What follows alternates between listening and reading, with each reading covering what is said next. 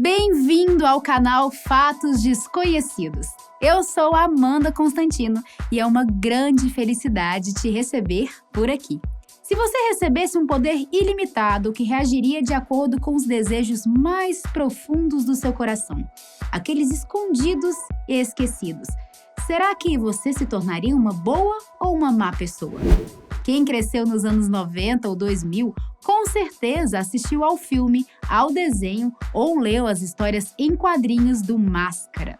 Com um simples artefato, qualquer personagem daquele universo ganha poderes incríveis, desde a capacidade de mudar de aparência, ter mais imunidade, até a criação de objetos do mais completo nada. É como se a pessoa se tornasse um deus. O limite é a imaginação. E aquele cara com o rosto verde e o terno amarelo tinha isso de sobra. Mas você sabia que a história do Máscara é muito mais sangrenta e violenta do que a versão que apareceu no cinema e no desenho? O personagem dos quadrinhos não tinha o menor receio em matar as pessoas, não importava quem fosse.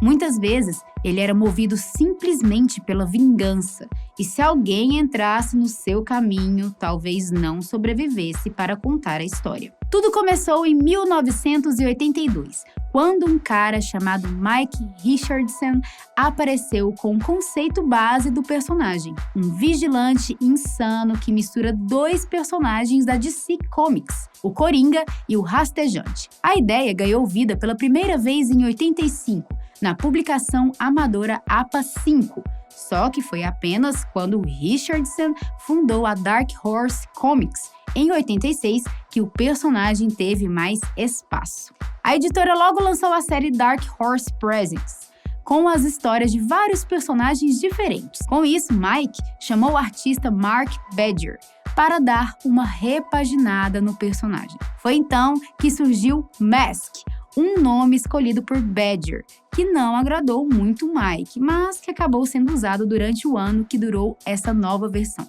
Por achar que a história estava se tornando cada vez mais política, o criador da Dark Horse descontinuou o projeto para voltar tudo ao conceito original. Ele chamou o artista Chris Warner para reformular o visual do protagonista e contratou o escritor John Arcudi e o artista Doug Mahnke para elaborar as novas aventuras. O resultado de toda essa repaginação apareceu pela primeira vez nas páginas de Mayhem, que foi outra série antológica de Dark Horse. Porém, assim como alguns projetos iniciais da editora, Mayhem acabou sendo cancelada depois de 4 edições, em 89, e as histórias iniciais do Máscara foram reunidas na edição 0 de The Mask, como se fosse um prólogo para toda a mitologia. Foi somente em 91 que John e Doug deram continuidade à série, agora apresentando outros protagonistas, vilões e até fazendo crossovers com personagens bem aleatórios, entre eles o Lobo e o próprio Coringa. Imagina só o arqui-inimigo do Batman usando a máscara. Calma lá, que eu já te conto o que aconteceu. Antes disso, você precisa saber como foi a história de origem do Máscara nos quadrinhos. O início tem algumas situações parecidas com o que acontece no filme do Jim Carrey. A diferença é que os acontecimentos nas páginas terminam de um jeito um tanto quanto assustador. Assim como o longa de 94, o primeiro personagem a usar o artefato foi Stanley Ipkiss, um cara que até parece normal, mas que lá no fundo está escondendo desejos bastante violentos. Certo dia, Stanley vai até uma loja de antiguidades e compra uma estranha máscara para dar de presente para sua namorada Catherine. Durante toda a vida, ele não foi uma pessoa de muita sorte e ao sair da loja, não foi diferente. Stanley acaba sendo agredido por uma gangue de motoqueiros e depois fica fantasiando as formas mais brutais para se vingar do grupo. Ao chegar em casa, ele dá a máscara para Catherine e vai dormir. Só que durante a madrugada, Stanley acorda para ir ao banheiro e curiosamente vê que a máscara estava no vaso sanitário. Ele imaginou que fosse uma brincadeira da namorada para assustá-lo, então decidiu usar a máscara para dar um susto nela. Só que, ao colocar o artefato no rosto, ele se transforma em uma criatura com um rosto verde. A máscara faz com que Stanley se sinta muito bem e confiante, ao ponto dele sair pela janela de casa para ir atrás da gangue de motoqueiros que o agrediu. Mas, ao invés de dar apenas um susto no grupo, ele mata todo mundo e vai atrás de outras pessoas que o perturbaram durante a vida. Com esse espírito de vingança, Stanley mata 2 mecânicos que tinham costume de cobrar muito caro pelo serviço e também uma antiga professora que o envergonhou na infância. Todos esses assassinatos chamam a atenção da mídia, que acaba apelidando o responsável de Big Head, ou Cabeça Grande em português. Um fato interessante sobre o nome do personagem é que ele só começou a ser chamado de Máscara depois que o filme com Jim Carrey chegou aos cinemas.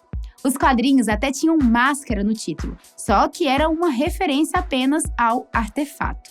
A transformação continuou sendo chamada de Big Head, independentemente do usuário da máscara. Voltando para as histórias em quadrinhos, depois que Stanley retira o objeto, ele entende tudo o que havia acontecido. Só que o artefato já tinha um certo controle sobre ele naquela altura do campeonato. Isso faz com que Stanley fique cada vez mais estranho com Catherine, tornando-se tão insensível sobre a notícia das mortes que ela decide expulsá-lo de casa. Como Stanley acaba indo embora sem a máscara, ele decide voltar escondido para buscá-la. Só que ao perceber uma possível invasão, Catherine chama a polícia pensando que era um ladrão. Quando as autoridades chegam, ela até tenta lançar a conversa de que foi tudo um engano, mas a situação sai do controle quando Stanley coloca a máscara. Aí, meu querido, foi tiro, porrada e bomba, literalmente. O Big Head enfrenta os policiais e, como ele não tem nenhum princípio, acaba matando vários antes de fugir. Nesse meio tempo, Catherine descobre que Stanley era o Big Head e fica esperando ele voltar ao apartamento. Assim que isso acontece, ela pega a máscara escondida e coloca no rosto e a nova versão do Cabeça Grande mata o Stanley com um tiro nas costas. Pois é, embora seja o protagonista do filme e da série animada, ele não dura muito nos quadrinhos, não. O tradicional das histórias é que a máscara seja usada por várias outras pessoas no decorrer do tempo. E por mais diferentes que os usuários sejam, o resultado sempre é parecido. Eles se tornam extremamente violentos. Com a morte do Stanley, Catherine fica com a máscara até finalmente conseguir retirá-la.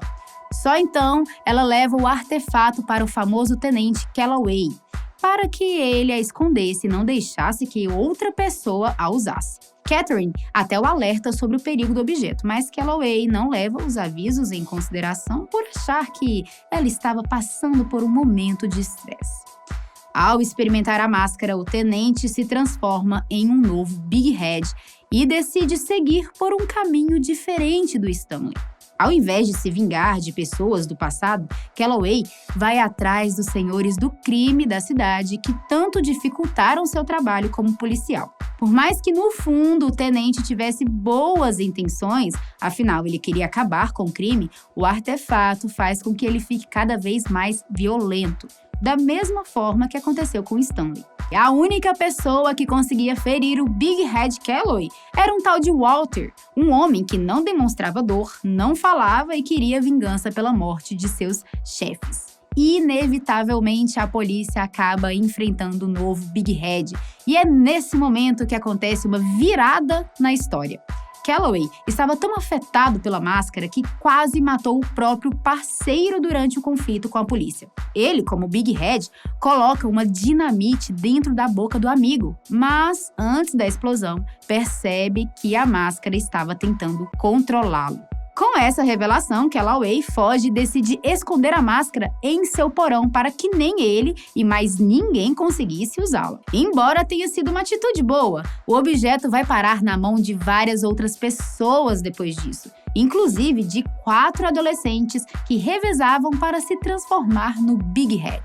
Em meio às histórias em quadrinhos, a gente descobre que a máscara tem uma origem diferente e muito mais misteriosa do que nos filmes. Na produção com Jim Carrey, ela é uma criação do Loki, o deus da mentira e da trapaça na mitologia nórdica. O estúdio até fez uma cena para o filme que mostra essa origem mitológica, mas ela acabou sendo retirada do corte final e foi lançada só em DVD. Já nos quadrinhos, a máscara é considerada uma relíquia voodoo do continente africano, que ao invés de ser feita de madeira, como acontece nos filmes, foi construída com pedras jade. Não se tem conhecimento sobre quando e por que a máscara foi criada, sabe-se apenas que ela era usada em antigos rituais de alguma tribo desconhecida. Já imaginou se o cinema tivesse adaptado os quadrinhos ao pé da letra, com toda a violência e morte?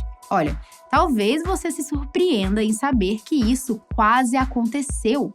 Quando a New Line Cinema começou a organizar o projeto, havia o interesse de que o filme do Máscara fosse uma história de terror, quase que na mesma pegada do Fred Krueger em A Hora do Pesadelo. Como esse caminho não estava agradando muito a Mike Richardson, os produtores acabaram deixando a ideia de lado e começaram a pensar em algo mais tranquilo para o grande público, que não fosse extremamente violento e que conseguisse equilibrar comédia com super-heróis. O resto é história. Mas me diz, você assistiria um filme do Máscara com a vibe violenta dos quadrinhos? Agora, lembra que eu te falei que o Coringa e o Máscara fizeram um crossover? Pois é, meu querido, o príncipe palhaço do crime acaba achando a máscara em um museu de Gotham City e fica extremamente poderoso com ela. A história mostra uma aliança entre o Batman, o comissário Gordon e o tenente Calloway, que sai da cidade fictícia de Edge City e vai até Gotham para recuperar a máscara. Como o Coringa nunca escondeu suas vontades mais secretas, o artefato místico não tem o mesmo efeito psicológico no vilão e basicamente só o deixa completamente imparável. A única forma que o Batman encontrou de fazer o Coringa tirar a máscara foi fazendo uma espécie de jogo psicológico, dizendo que o vilão não era mais tão engraçado como antes e nem estava tendo seu próprio estilo. A história termina com o tenente Calloway voltando para casa e escondendo a máscara no túmulo de Stanley Ipkiss. Bem macabro, não é? Você sabia desses detalhes sobre a origem do Máscara? Já me conta nos comentários o que você acha desse tipo de assunto e não se esqueça de curtir o vídeo e assinar o canal. Um beijo e tchau!